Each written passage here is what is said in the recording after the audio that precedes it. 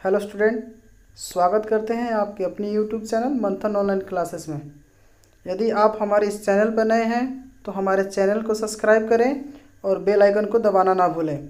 चलिए, आज 7 तारीख है और आज बुद्ध पूर्णिमा है। चलिए, आज भगवान बुद्ध की जो पदी है उसके बारे में कुछ अध्ययन करेंगे या बौद्ध धर्म के बारे में हम लोग अध्ययन करेंगे। ठीक है, जो आज हम लोग बौद्ध धर्म के बारे में पढ़ेंगे उसके बारे में कुछ क्वेश्चन लेकर हाजिर हुए हैं जिनके बारे में आपको जानकारी लेना बहुत ज़रूरी है। तो चलिए बढ़ते हैं आगे और देखते हैं हम। आज का हमारा पहला क्वेश्चन रहेगा कि बौद्ध धर्म के संस्थापक कौन थे, यानी कि जो बौद्ध धर्म शुरू हुई थी उसके संस्थापक कौन थे, तो होंगे आपके गौतम बुद्ध। ठीक है, दूसरे क्वेश्चन की तरफ बढ़ते हैं। गौतम बुद्ध का जन्म कब हुआ था? तो गौतम बुद्ध का जन्म 563 ईसा पूर्व में हुआ था। ठीक है, यानी गौतम बुद्ध का जन्म 563 ईसा पूर्व में हुआ था। आगे बढ़ते हैं कुछ अगले क्वेश्चन की तरफ। तो आपका अगला क्वेश्चन रहेगा 3 नंबर, जो क्वेश्चन कर रहा है कि गौतम बुद्ध का जो जन्म स्थान का क्या नाम है। ठीक है, यह गौतम बुद्ध का जो जन्म स्थान है, यानी कि गौतम बुद्ध ने कहाँ जन्म लिया था, तो वो है आपका कपिल वस्तु, यानी कि कपिल वस्तु है जो एक लुम्बिनी नामक स्थान, कपिल वस्तु की एक लुम्बिनी नामक गांव या नामक स्थान है जहां पे भगवान बुद्ध का जन्म स्थान था। ठीक है, आगे बढ़ते हैं और आज का हमारा चौथा क्वेश्चन रहेगा। आज का हमारा चौथा क्वेश्चन रहेगा कि किसे लाइट ऑफ एशिया के नाम से जाना जाता है। किसे लाइट ऑफ एशिया के नाम से जाना जाता है, वो है आपके महात्मा बुद्ध, या गौतम बुद्ध को लाइट ऑफ एशिया के नाम से भी जाना जाता है। ठीक है, अगला क्वेश्चन होगा हमारा, गौतम बुद्ध के बचपन का क्या नाम था? जो गौतम बुद्ध थे उनके बचपन का क्या नाम था? तो गौतम बुद्ध के बचपन का नाम सिद्धार्थ था। ठीक है, बढ़ते हैं अगले क्वेश्चन की तरफ। आज का हमारा 6वां क्वेश्चन रहेगा, गौतम बुद्ध के पिता का क्या नाम था? तो गौतम के पिता का नाम शुद्धोधन था। क्या था? शुद्धोधन। ठीक, अगले क्वेश्चन की तरफ बढ़ेंगे जो हमारा 7 नंबर क्वेश्चन होगा, और इनके माँ का नाम क्या था, यानी कि गौतम बुद्ध के माता जी का क्या नाम था? तो उनके माता जी का नाम था माया देवी। ठीक है, बढ़ते हैं हम लोग अगले क्वेश्चन की तरफ। चलिए, और आज का हमारा 8वां क्वेश्चन की तरफ बढ़ते हैं। हमारा आज का 8वां क्वेश्चन रहेगा, महात्मा बुद्ध की सौतेली माँ का क्या नाम था? यानी कि यूँ कहा जाए कि उनके पिताजी ने 2 शादियाँ की थी और उनके सौतेली माँ का नाम था प्रजापति गौतमी। ठीक है, उनकी सौतेली माँ का नाम था प्रजापति गौतमी। ठीक है, बढ़ते अगले क्वेश्चन की तरफ, यानी कि 9वें क्वेश्चन की तरफ। उसमें लिखा है कि महात्मा बुद्ध की पत्नी का क्या नाम था? तो महात्मा बुद्ध की पत्नी का नाम था यशोधरा। यानी क्यों कहा जाए कि भगवान महात्मा बुद्ध ने उन्होंने शादी की थी, लेकिन शादी के कुछ समय बाद उन्होंने एक सन्यास का रूप धारण करना उचित समझा। ठीक है, बढ़ते हैं हम आज के अगले क्वेश्चन की तरफ, यानी कि 10वें क्वेश्चन की तरफ। ठीक है, तो 10वां क्वेश्चन आपका होगा कि गौतम बुद्ध के पुत्र का क्या नाम था? यानी कि गौतम बुद्ध के जो पुत्र थे उनका नाम था राहुल। ठीक है, यानी कि गौतम बुद्ध के पुत्र का नाम था राहुल। ठीक है, बढ़ते हैं हम लोग आज के अगले क्वेश्चन की तरफ, यानी कि 11वें नंबर की क्वेश्चन की तरफ हम लोग बढ़ रहे हैं। ठीक है, 11 नंबर क्वेश्चन कह रहा है कि गौतम बुद्ध के सारथी का क्या नाम था? यानी कि जब महाराज के यानी कि शुद्धोधन के साम्राज्य में गौतम बुद्ध ने जन्म लिया था और उनका एक सारथी बनाया गया था जिनका नाम था चना। ठीक है, यानी कि गौतम बुद्ध के जो सारथी थे उनका नाम था चना। ठीक है, बढ़ते हम लोग आज अगले क्वेश्चन, यानी कि 12 नंबर क्वेश्चन की तरफ। गौतम बुद्ध कितने वर्ष की अवस्था में गृह त्याग कर सत्य की खोज में निकल पड़े? यानी कि उन्होंने जो सत्य की खोज करने के लिए अपने शादी के बाद, यानी कि जब उनके पुत्र की प्राप्ति हुई, फिर भी उन्होंने गृह को त्याग कर सत्य की खोज में निकल पड़े। जब निकले उनकी उम्र 25 वर्ष की थी। कितने वर्ष की थी? 25 ईयर्स। ठीक है, बढ़ते हैं अगले क्वेश्चन की तरफ। अगला क्वेश्चन रहेगा हमारा कि सिद्धार्थ के गृह त्यागने की घटना को गौतम बुद्ध के धर्म में क्या कहा जाता है? यानी कि जो गौतम बुद्ध धर्म है उनको गृह को त्यागना जो होता है उसको क्या कहा जाता है? तो कह रहा है कि महाविनिष्क्रमण जो है ना आपका, इसका आंसर हो जाएगा महाभिनिष्क्रमण। ठीक है, बढ़ते हैं अगले क्वेश्चन की तरफ। आज का हमारा 14 नंबर क्वेश्चन होगा कि बुद्ध ने अपना प्रथम गुरु किसे बनाया था। भगवान बुद्ध जो थे उन्होंने उनका पहला गुरु जो थे उनका नाम था अलार कलाम। क्या नाम था? अलार कलाम। ये थे जो गौतम बुद्ध के प्रथम गुरु थे। ठीक है, बढ़ते हैं अगले क्वेश्चन की तरफ और हमारा 15 नंबर क्वेश्चन होगा बुद्ध ने अपने प्रथम गुरु से कौन सी शिक्षा प्राप्त की थी। यानी कि भगवान बुद्ध ने अपने प्रथम गुरु से कौन सी शिक्षा प्राप्त की थी, तो वो थी आपका संख्या दर्शन। यानी कि भगवान बुद्ध ने संख्या दर्शन की शिक्षा अपने प्रथम गुरु से प्राप्त की थी। ठीक है, बढ़ते हैं हम लोग अगले क्वेश्चन की तरफ। अगले क्वेश्चन की तरफ बढ़ते हैं और आप हम लोग का अगला क्वेश्चन है कि गौतम बुद्ध के द्वारा या गौतम बुद्ध के दूसरे गुरु का नाम क्या था। ठीक है, तो गौतम बुद्ध के दूसरे गुरु का नाम था रुद्रक। क्या नाम था? रुद्रक। ठीक है, अगले क्वेश्चन देखेंगे 17 नंबर क्वेश्चन हम लोग कर उर्वेला में कितने ब्राह्मण बुद्ध के शिष्य बने। ठीक है, उर्वेला एक जगह का नाम है जिसमें भगवान बुद्ध के कुछ ऐसे ब्राह्मण थे जो उनके शिष्य बने और उन ब्राह्मणों की संख्या कितनी थी? 5। यानी कि हमारा सही आंसर क्या हो जाएगा? 5। ठीक है, बढ़ते हैं हम लोग अगले क्वेश्चन की तरफ। हम लोग का अगला क्वेश्चन होगा यानी कि हम लोग का आज का 18 नंबर क्वेश्चन होगा बुद्ध के 5 शिष्यों के नाम क्या थे। ठीक है, यानी कि जो ब्राह्मण में 5 बने थे जो शिष्य, उनका क्या नाम था। ठीक है, तो नाम बता देते हैं। पहला है कैडिन्य, दूसरा है वप्पा, तीसरा है भादिया, चौथा है असागी और 5वां है महानामा। यानी कि जो 5 शिष्य बने थे उर्वेला में, वो उन 5 शिष्यों के नाम आपके ये रहे। ठीक है, यही आपका आंसर हो जाएगा। ठीक है, अगले क्वेश्चन की तरफ बढ़ते हैं यानी कि 19 नंबर क्वेश्चन होगा हमारा कि 35 वर्ष की आयु में बिना अन्न जल ग्रहण किए आधुनिक बोध गया में निरंजन, यानी कि जो फाल्गु नदी के तट पर है बोध गया, वहाँ पे पीपल के वृक्ष के नीचे कितने वर्षों की कठिन तपस्या के बाद बुद्ध को ज्ञान की प्राप्ति हुई। ध्यान से सुनिएगा, ये क्वेश्चन मोस्ट इम्पोर्टेंट है, बहुत सारे एग्जामों में पूछा जा चुका है और पूछता भी है कि जो फाल्गु नदी के तट पे जो बोध गया का है, जहाँ पीपल के वृक्ष के नीचे भगवान बुद्ध को ज्ञान की प्राप्ति हुई थी, यानी कि कितने वर्ष तक तपस्या करने से उनको प्राप्त हुई थी। यानी कि उनको टोटल 6 वर्ष, यानी कि 6 वर्ष लगातार तपस्या के बिना अन्न जल ग्रहण किए, तब जाके उनको ज्ञान की प्राप्ति हुई। ठीक है, बढ़ते हैं हम लोग आज के अपने अगले क्वेश्चन की तरफ। ठीक है, यानी कि 20 नंबर क्वेश्चन की तरफ बढ़ते हैं। कह रहा है कि जो भगवान गौतम बुद्ध थे यानी कि सिद्धार्थ, जब उन्होंने तपस्या की थी कितने वर्ष, यानी कि 6 वर्षों तक लगातार तपस्या करने के बाद, यानी कि ज्ञान की प्राप्ति के बाद सिद्धार्थ को क्या कहा गया। तो जब ज्ञान की प्राप्ति हो गई, उनको सत्य का जब ज्ञान प्राप्त हुआ, तब उनको गौतम बुद्ध और तथागत, उनको गौतम बुद्ध और तथागत कहा गया। क्या कहा गया? गौतम बुद्ध और तथागत कहा गया। ठीक है, बढ़ते हम लोग अगले क्वेश्चन की तरफ और अगला क्वेश्चन है हमारा सिद्धार्थ का गोत्र क्या था। यानी कि गोत्र की बात करें तो गोत्र जैसे कि हर कास्ट में कुछ ना कुछ जैसे गोत्र होता है। ठीक है, तो उन गोत्र की बात करें यानी कि जो सिद्धार्थ का गोत्र था वो क्या था? गौतम। ठीक है, यानी कि उनका जो गोत्र था वो था गौतम। ठीक है, आगे बढ़ते हैं हम लोग अपने आज के 22वें क्वेश्चन की तरफ। तो हम लोग आज का 22वां क्वेश्चन है कि गौतम बुद्ध को किस रात्रि के दिन ज्ञान की प्राप्ति हुई थी। यानी कि गौतम बुद्ध को जिस दिन यानी कि जिस रात्रि के समय जब ज्ञान की प्राप्ति हुई थी वो थी बैसाखी पूर्णिमा।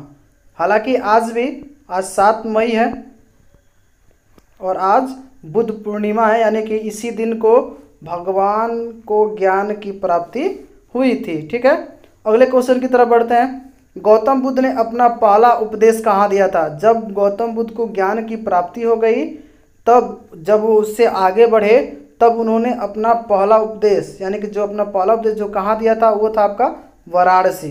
वाराणसी के जो निकट है एक सारनाथ जो जगह है, वहीं पर उन्होंने अपने पहला उपदेश दिया था, जिनके जो आज भी बहुत सारे लोग उसको पालन करते हैं। ठीक है, उपदेश देने की अगला क्वेश्चन जो हमारा होगा, अगला क्वेश्चन 24 नंबर, उपदेश देने की इस घटना को क्या कहा जाता है।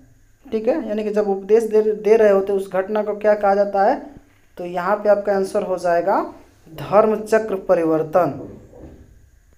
क्या हो जाएगा, धर्म चक्र परिवर्तन, यानी कि धर्म चक्र यानी कि जो धर्म होता है आपका, उसको आप परिवर्तन भी कर सकते हैं। ठीक है, अगले क्वेश्चन यानी कि 25 नंबर क्वेश्चन की तरफ बढ़ते हैं। कह रहा है कि महात्मा बुद्ध ने अपने उपदेश को किस भाषा में दिया था। यानी कि भगवान बुद्ध ने जब अपना उपदेश दिया था, वो उपदेश की जो उनकी भाषा थी वो थी आपकी पाली। यानी कि भगवान बुद्ध ने अपना पहला उपदेश जो दिया था जिसकी भाषा थी पाली, यानी कि पाली भाषा में भगवान बुद्ध ने अपने उपदेश दिए थे। ठीक है, बढ़ते हैं अगले क्वेश्चन की तरफ, यानी कि आज का हमारा 26 नंबर जो क्वेश्चन होगा। ठीक है, 26 नंबर जो क्वेश्चन होगा वो होगा बौद्ध धर्म के त्रिरत्न कौन कौन से हैं। ठीक है, यानी कि बौद्ध धर्म के जो त्रिरत्न माने गए हैं वो है आपका बुद्ध, दूसरा है धम्म और तीसरा है संघ। ठीक है, यानी कि बुद्ध, धम्म और संघ को बौद्ध धर्म के 3 रत्न माने गए हैं। ठीक है, बढ़ते हैं अगले क्वेश्चन की तरफ। हमारा अगला क्वेश्चन है 27 नंबर क्वेश्चन। कह रहा है कि बौद्ध धर्म में प्रविष्टि को क्या कहा जाता है। यानी कि बौद्ध धर्म में जब आप प्रवेश करते हैं या प्रविष्टि जो होती है उसको क्या कहा जाता है, तो उसको कहा जाता है उपसंपदा। ठीक है, यानी कि बौद्ध धर्म में जो प्रविष्टि होती है उसको उपसंपदा कहा जाता है। बढ़ते हैं अगले क्वेश्चन 28 नंबर की तरफ। कह रहा है कि बुद्ध के अनुसार, भगवान महात्मा बुद्ध के अनुसार देवतागण भी किस सिद्धांत के अंतर्गत आते हैं। यानी कि जब भगवान बुद्ध ने एक सिद्धांत दिया था, यानी कि उसमें देवतागण जो थे वो किसके अंतर्गत आते हैं, तो कर्म के सिद्धांत के अंतर्गत। यानी कि जो आप कर्म करते हैं उसी के अनुसार फल मिलता है, भली भांति आप लोग जानते होंगे। ठीक है, बढ़ते हैं हम लोग अब आज के अगले क्वेश्चन की तरफ। ठीक है, तो आज का हमारा अगला क्वेश्चन है कि बुद्ध ने तृष्णा की घटना को क्या कहा है। यानी कि जो तृष्णा की घटना थी उसको क्या कहा है, निर्वाण। ठीक है, क्या कहा है, निर्वाण। ठीक है, अगला क्वेश्चन है कि 30 नंबर हमारे 30 नंबर जो क्वेश्चन है, कह रहा है कि बुद्ध के अनुयायी कितने भागों में बटे थे। यानी कि बुद्ध के जो मानने वाले थे वो कितने भागों में बटे थे, तो वो होगा आपका 2। यानी कि बुद्ध के जो अनुयायी थे, चाहने वाले थे, वो कितने भागों में बटे थे, तो 2। ठीक है, अगला क्वेश्चन होगा हमारा, जिस स्थान पे बुद्ध ने ज्ञान की प्राप्ति की थी वह स्थान क्या कहलाता है। यानी कि जिस पीपल के वृक्ष के नीचे भगवान बुद्ध ने ज्ञान की प्राप्ति की थी वो क्या कहलाता है, तो वो कहलाता है आपका बोध गया। क्या कहलाता है, बोध गया। आज भी ये सबसे ज़्यादा फेमस है और यात्रियों के लिए बहुत ही अच्छा है। बहुत से बौद्ध धर्म को मानने वाले यहाँ पर दर्शन करने के लिए आज भी दूर दूर से आते हैं, दूसरे देशों से भी आते हैं। ठीक है, चलिए अगले क्वेश्चन 32 नंबर की तरफ बढ़ते हैं। कह रहा है कि महात्मा बुद्ध की मृत्यु कब और कहाँ हुई थी। ठीक है, महात्मा बुद्ध की मृत्यु कब और कहाँ हुई थी, तो ये लिख रहा है कि 483 ईसा पूर्व में। कितना में हुआ था, 483 ईसा पूर्व में कुशीनगर जो एक डिस्ट्रिक्ट है उत्तर प्रदेश का, किसका, उत्तर प्रदेश का एक डिस्ट्रिक्ट है, और यहाँ पे भगवान बुद्ध की मृत्यु हुई थी। और यहाँ पे भगवान बुद्ध से रिलेटेड नहीं कहा जाए कि कई मंदिरें बनी हैं, टेम्पल हैं जो भगवान बुद्ध की हैं, और एक बहुत ही टूरिस्ट के लिए घूमने का भी बहुत अच्छा जगह है, आप भी यहाँ पे घूम सकते हैं। ठीक है, बढ़ते हैं आज के अगले क्वेश्चन की तरफ, यानी कि 33 नंबर क्वेश्चन की तरफ हम लोग बढ़ेंगे। 33 नंबर क्वेश्चन कह रहा है कि महात्मा बुद्ध की मृत्यु की घटना को बौद्ध धर्म में क्या कहा गया है। हम लोगों ने इसके पहले कुछ एक क्वेश्चन ऐसे ही देखा थे जिसमें ऐसा दिया था, और इसमें भी कह रहा है कि भगवान बुद्ध की मृत्यु की घटना को बौद्ध धर्म में क्या कहा गया है, तो हो जाएगा महापरिनिर्वाण। ठीक है, क्या हो जाएगा, महापरिनिर्वाण। बढ़ते हैं हम लोग अगले क्वेश्चन की तरफ, यानी कि 34 नंबर जो क्वेश्चन होगा उसकी तरफ देखेंगे। महात्मा बुद्ध द्वारा दिए गए अंतिम उपदेश क्या थे। ठीक है, जो महात्मा बुद्ध थे उनके द्वारा दिए गए अंतिम उद्देश्य क्या थे। तो अंतिम उद्देश्य उनके थे कि सभी वस्तुएं क्षरणशील होती है। क्या होती है? सभी वस्तुएं क्षरणशील होती है, अतः मनुष्य को अपना पथ प्रदर्शक स्वयं होना चाहिए। ये सबसे बड़ा है कि दुनिया में आप कुछ भी करें, लेकिन जो पथ प्रदर्शक होते हैं उसको स्वयं को रखें। हमेशा अपने से तर्क करते रहें, सेल्फ कॉन्फिडेंस बढ़ाने के लिए हमेशा पॉजिटिव सोचते रहें, तभी आप इसको अपना पथ प्रदर्शक बना सकते हैं। यदि आप अपने मन को नेगेटिव थिंकिंग यानी कि नकारात्मक की चीज़ों की तरफ ले जाते हैं, नेगेटिव थिंकिंग की तरफ, तो आप किसी भी वस्तुओं को अचीव नहीं कर सकते और ना ही उसकी प्राप्ति कर सकते हैं। ठीक है, बढ़ते हैं अगले क्वेश्चन की तरफ, यानी कि आज का हमारा 35 नंबर क्वेश्चन होगा। कह रहा है कि प्रथम बौद्ध संगीति जो थी, प्रथम बौद्ध संगीति किसके शासनकाल में शुरू हुआ था। यानी कि जो प्रथम बौद्ध संगीति जो शुरू हुई थी वो थी अजातशत्रु। यानी कि जब अजातशत्रु राजा थे उसके शासनकाल में दोबारा, यानी कि कहा जाए पहली बार बौद्ध संगीति यानी कि बौद्ध धर्म का अपनाने का फिर प्रचलन शुरू हुआ था। ठीक है, बढ़ते हैं अगले क्वेश्चन की तरफ, और आज का हमारा 36 नंबर जो क्वेश्चन होगा वो होगा, कह रहा है कि तृतीय बौद्ध संगति कहाँ हुआ था। यानी कि तीसरी बार जो बौद्ध संगति हुई थी वो कहाँ हुई थी, तो वो थी आपकी पाटलिपुत्र, जो इस समय क्या है, पटना। यानी कि बिहार की राजधानी जो है पटना, और ये पटना पाटलिपुत्र थी। ठीक है, और तृतीय बौद्ध संगति जो हुआ था वो पटना में हुआ था। ठीक है, 37 नंबर क्वेश्चन की तरफ बढ़ते हैं, और कहता है गौतम बुद्ध के सबसे प्रिय और आत्मीय शिष्य कौन थे। ठीक है, कह रहा है कि सबसे प्रिय, अब तक गौतम बुद्ध ने अपने पूरे जीवन काल में जो उनके शिष्य बने, जो सबसे प्रिय थे और आत्मीय शिष्य माने गए थे, वो थे आनंद। ठीक है, आनंद गौतम बुद्ध के सबसे प्रिय और आत्मीय शिष्य रहे थे। ठीक है, बढ़ते हैं अगले क्वेश्चन की तरफ, यानी कि 38 नंबर क्वेश्चन की तरफ हम लोग बढ़ेंगे। ठीक है, कह रहा है कि बौद्ध धर्म को अपनाने वाली प्रथम महिला कौन थी।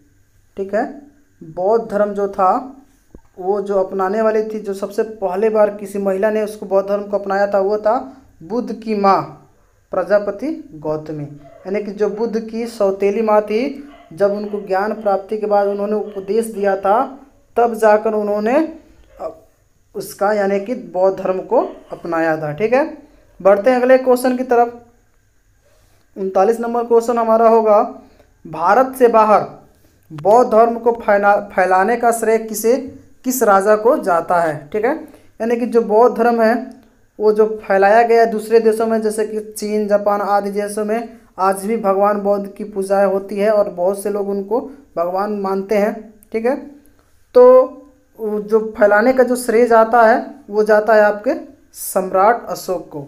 ये सबसे एक परमवीर राजा थे, यानी क्यों कहा जाए कि सबसे बलवान राजा थे, जिन्होंने पूरे विश्व को भी जीत लिया था। ठीक है, आगे बढ़ते हैं अगले क्वेश्चन यानी कि 40 नंबर क्वेश्चन की तरफ। कह रहा है कि बुद्ध के प्रथम 2 अनुयायी कौन थे। ठीक है, यानी कि बुद्ध के प्रथम जो भक्त थे, अनुयायी, वो कौन थे, तो आपके वो हो जाएंगे। कह रहा है कि जो पहले थे वो था कालिक, और दूसरा जो थे वो क्या था, तपासु। ठीक है, क्या था, तपासु। यानी कि पहला था कलिक और दूसरा था तपासु। ठीक है, बढ़ते हैं अगले क्वेश्चन 41 नंबर की तरफ। तो 41 नंबर जो क्वेश्चन है, कह रहा है कि बुद्ध की प्रथम मूर्ति कहाँ बना था। यानी कि भगवान बुद्ध की जो प्रथम मूर्ति थी वो बनी थी मथुरा कला में। ठीक है, यानी कि भगवान की प्रथम मूर्ति मथुरा कला में बनी थी।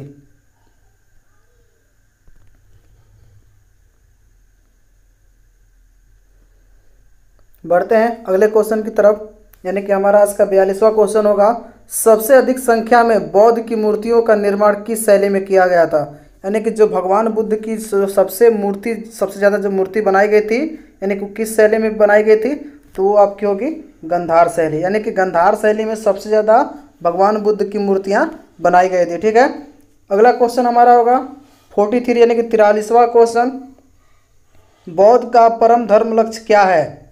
बौद्ध का परम धर्म लक्ष्य क्या है?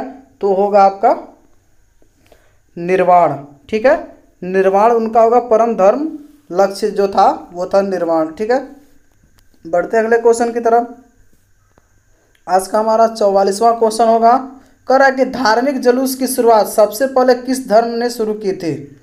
यानी कि धार्मिक जुलूस, यानी कि आजकल की डेट में कोई भी कास्ट का हो, यानी कि अगर हिंदू है तो मंदिरों में या जयकारे लगाना, नारेबाजी करना, जुलूस निकालना, मुस्लिम कास्ट की हो तो जुलूस निकालना इत्यादि काम, अन्य कास्ट के लिए भी ऐसे ही सुविधाएं दी गई हैं। यानी कि यूँ कहा जाए कि जो सबसे पहले धार्मिक जुलूस यानी कि अपने अपने धर्म के अनुसार जो जुलूस निकाला गया था वो क्या कब शुरू की गई थी?